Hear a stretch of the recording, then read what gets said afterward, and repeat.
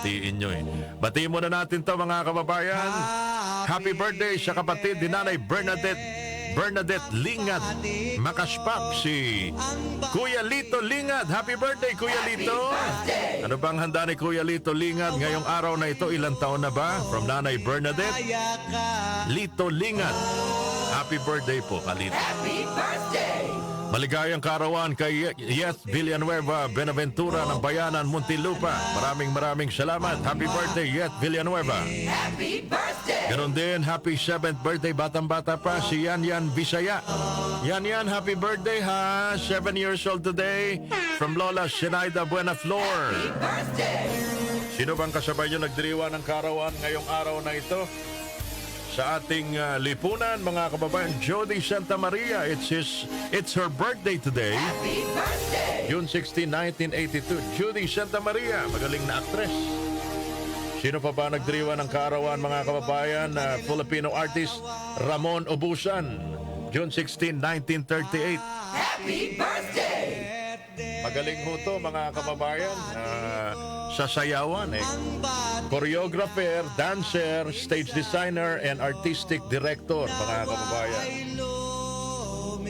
Sino pa ba nagdiriwa ng kaarawan? Yung singer na si Kino. Kilala niyo ba si Kino? Birthday! Yan yung mga inabutan ko, 90s, early 90s. Sikat na singer, si Kino. Ano ba yung kanta ni Kino, mga kababayan? Meron tayo dito eh. Leaving Yesterday Behind. Alala nyo? I'm leaving yesterday behind. Tsaka yung, a friend, that's who I need. Tumaba na ngayon si Kino. Ayan o. Nag-host ako dati ng mga mall show ni Kino. Early 90s. Diyan sa Farmers Plaza sa Cubao. Maligayang karawan din, birth anniversary ng Senadora Eva Estrada Calao. Happy birthday! Miyembro ng Liberal Party. At isa po, mga kababayan, sa tumutulig siya sa administrasyon noon ng dating Pangulong Marcos Sr. Senadora Eva Estrada Calao, happy birthday. Kasama rin ho siya sa nasaktan doon sa Plaza Miranda bombing. Birth anniversary ngayon ni Senadora Estrada Calao, Eva Estrada Calao. Sino ba ba? Wala na. Balikan natin ang kasaysayan ng ating bansa. Ngayon pala ang death anniversary ni Ka Eduardo Danding Coangco Jr. Ngayon pala namatay. Heart failure and pneumonia. June 16, 2020. That was 6 years ago. Bilis ano?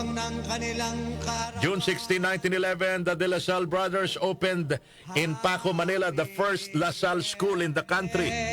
First La Salle school ha, hindi pa yung universidad ang ito, mga kababayan. June 16, 1911, kauna-unahang eskwelahan ho ng La Salle brothers.